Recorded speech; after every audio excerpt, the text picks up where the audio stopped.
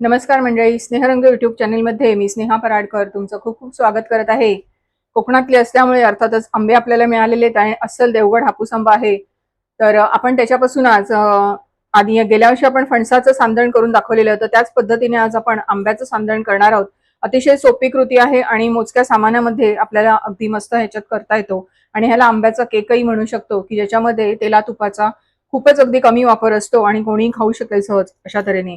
तर साहित्य आपण घेतलं, अर्थातच आपल्याला आंबा लागणार आहे. एका आंब्याचा आपण गर काढून घेतलेला आहे आणि तो मिक्सरला फिरवून घेतलेला आहे. तर एक बाउल घेतलेला आहे आणि हे आहे तांदूळ. तांदळाचा रवा आपण कसा केलाय, की तांदूळ आधी धुतले स्वच्छ आणि ते सुक्या कपड्यावर निथळत ठेवायचे आणि सुकल्यानंतर आपण त्याचा हा रवा झालेला आहे असा मिक्सरला बारीक करून घेतलेला आहे. हा आपण आता थोड्याशा तुपावर परतून काढणार आहोत. तसंच नारळाचा चव आहे, थोडासा रस काढलेला आहे त्याच दुधाचा, नारळाचं दूध काढलेलं आहे, गूळ आहे. याच्यामध्ये साखरेचा वापर करत नाही आपण. थोडंसं आपल्याला तूप लागणार आहे रवा भाजण्यासाठी. वेलची जायफळची पावडर आहे, ही थोडीशी बेकिंग पावडर घेतली आहे मी, आणि काही नट्स आहेत आपल्याला सजावटीसाठी. तर आपण लगेचच रेसिपीला सुरुवात करूया. आपण कढईमध्ये एक चमचा साजूक तूप घेतलंय, बस एवढाच तुपाचा आपल्याला वापर होणार आहे. आणि हा जो रवा आहे तांदळाचा काढलेला, आपण तांदूळ धुवून स्वच्छ वाळवायचं आणि मिक्सरला लावायचे आणि थोडा रवा असा जाडा रवा जसा असतो त्याप्रमाणे आपण हा मिक्सरला फिरवून घेतलेला आहे. आता तो मी सर्व भाजून घेते.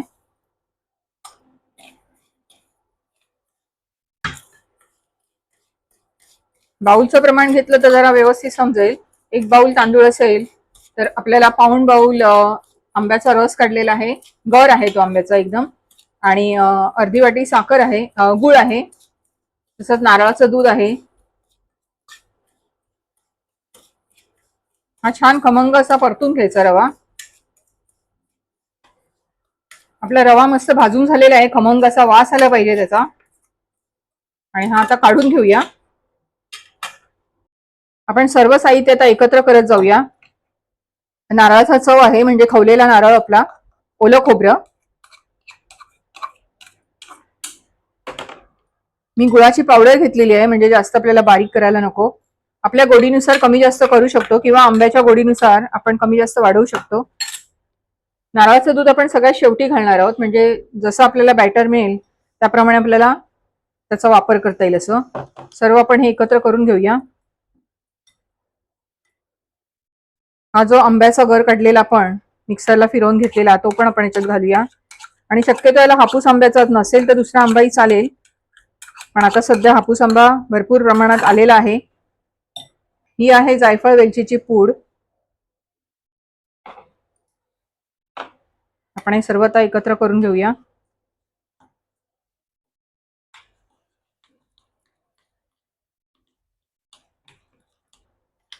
आपलं सर्व मिश्रण एकदम व्यवस्थित झालेलं आहे. आता आपल्याला जेवढं दूध लागेल तेवढंच आपण वापरायचंय. खूप पातळ आपल्याला बॅटर करायचं नाहीये.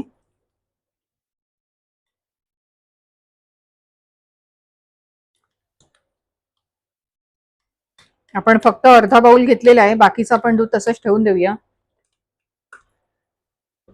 आपण बेकिंग पावडरचा वापर करतो याच्यामध्ये, ही छोटा एक चमचा घेतलेली आहे. आणि व्यवस्थित आता मिश्रण ढवळून एक अर्धा तास तरी आपण हे झाकून ठेवून देऊया आणि त्याच्यानंतर आपण वाफवायचं येतो एका भांड्यामध्ये ठेवून. आपण हे मिश्रण आता अर्ध्या तासासाठी तसंच बाजूला ठेवून देऊया. आपला अर्धा तास झालेला आहे आणि बघाल तुम्ही कढई ठेवली आहे, त्यात आपण एक जाळी ठेवली आणि पाणी घातलेलं आहे.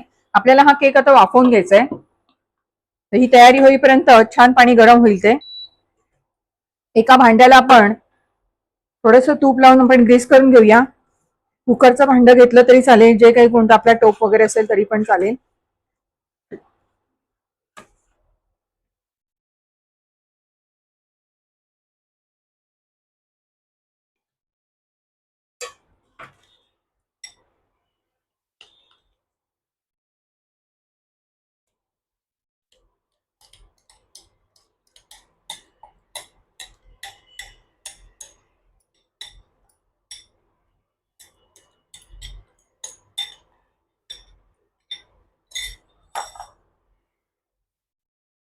थोडासा टॅप करायचा तो, म्हणजे भांडं जे आहे ते.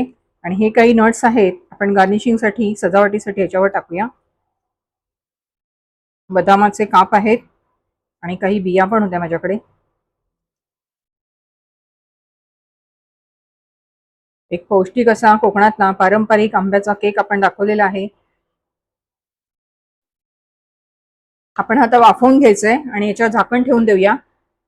एक 15 ते 20 मिनिटानंतर आपला आंब्याचा केक तयार होईल.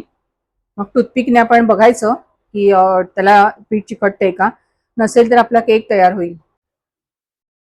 आपण कट करून बघूया.